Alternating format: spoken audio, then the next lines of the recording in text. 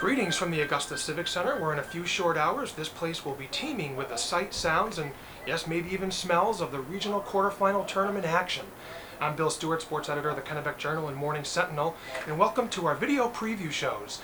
In a few short moments, I'll be joined by staff writers Travis Lazarczyk and Randy Whitehouse, along with a couple special guests who will help break down all the tournament action. And remember, centralmaine.com will be free this week as a special promotion, so be sure to check back often for all your tournament needs. Hi, this is Randy Whitehouse with Travis Lazarczyk. We're here at the Augusta Civic Center getting ready for the high school basketball tournament, which starts on Friday afternoon. And we had a little talk with Coach TJ Maines about the Eastern A tournament coming up. Here's what Coach TJ Maines from Coney had to say.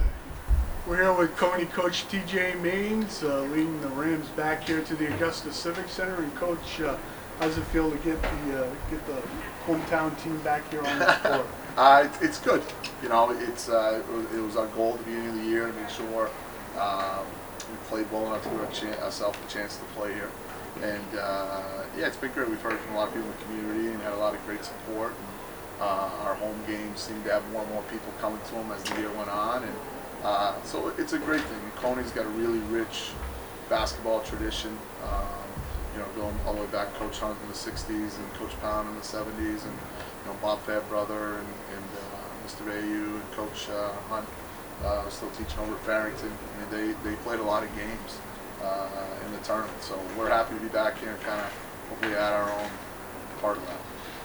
Coach, playing Lewiston in the first round, kind of break down that matchup. It's a team you saw twice in the regular season. Yeah, it's a team that beat us twice in the regular season. Close each game. Yeah, they were. You know, we played them second game of the year, had a big lead in the first quarter, and then you know they play a lot of zone, and it just slowed us down. And at that point of the year, you know, our spacing and what we were doing against the zone was in effect.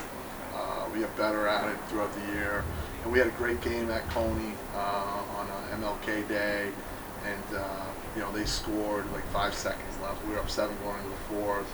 Just didn't finish some stuff off, and they made a couple of really good plays. You know, Tim Farrar's a really good coach. You know, out of a timeout, they get a bucket, and then we made a silly decision defensively that cost us. They hit a tough baseline jump shot.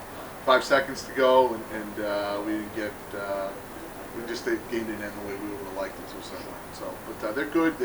They've size 6'10", you know, center, and our biggest guy's 6'2", and that gives us fits. And then they're athletes. They get, you know, Isaiah Harris is a 6'4" athletic kid. Terry Brown's 6'2", 6'3" athletic. You know, their guards are athletic. So it's a fun matchup. You know, I'm happy to get a chance to play someone who beat us twice and see if we can rectify that in the tournament. KVAC was such a competitive league this year. I mean, so many great games, so many great matchups. Can that translate here to the tournament, especially after teams have seen each other once or twice? Yeah, I would think so. You know, Hamden, I was like, this is like Hamden's like home court anyway. So, you know, it would have been 4 times in a row. You know, it's amazing what Russ does up there, and as a team, as a community, kind of what they've done with basketball. They're really, really skilled and really good. So you'd have to think EL and Hamden are the 2, you know, they're the 1-2 seed. But you know, if we do our job, or Lewiston, or Oxford Hills, or Messalonsky, or anybody that's still playing, you go out and you play well and you shoot the ball well, anything can happen. And I think the year kind of proved that. EL won like 4 or 5 games, 3 points or less. You know, Hamden got beat by Brewer first game of the year. They played really well, but then I saw him EL pound him. So I just has a feeling like anything could happen, and you know, we wouldn't be upset if one of the 5 teams did something. Okay, Coach, thanks for your time. Yeah, thanks a lot. Well, Travis, let's take a look first of all at the B East tournament up to Bangor coming up. How do you see that breaking down? It looks like a pretty strong region.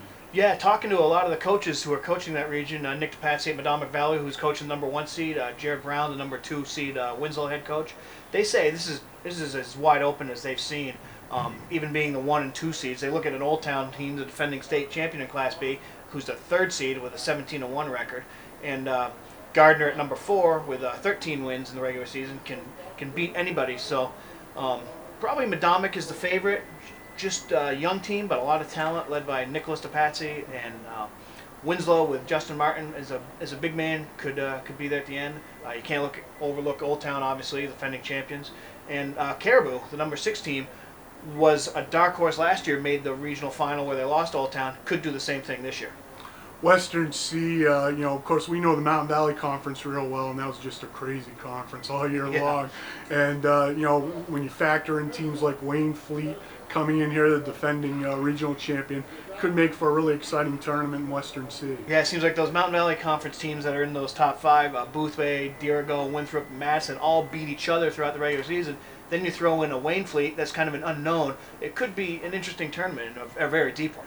Western D looks really exciting with Forest Hills, of course, going undefeated this year, but defending champion Valley always lurking there, and some of the other teams.